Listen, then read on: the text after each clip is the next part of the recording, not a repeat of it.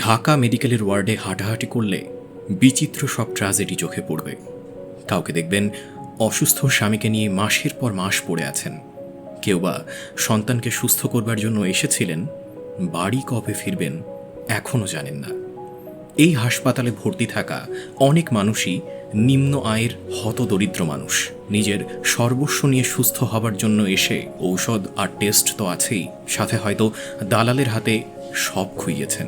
অসুস্থ এসব মানুষেরা এখন নিজের থেকে বেশি ভাবেন তার সাথে থাকা পরিবারের কথা। এবারের ঈদেও তাদের বাড়ি ফেরা হবে না, কিন্তু ঈদ মানে তো আনন্দ।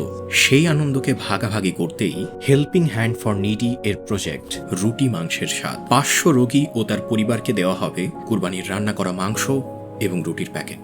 একটা ক্ষুদ্র অনুদান বা সহযোগিতায় আপনারাও পারেন এসব অসুস্থ মানুষের সাথে ঈদের আনন্দ ভাগাভাগি করতে। বিকাশ, রকেট বা নগদে আপনার পাঠানো অনুদান রোগীর কাছে পৌঁছে যাবে ঈদ উপহার হিসেবে।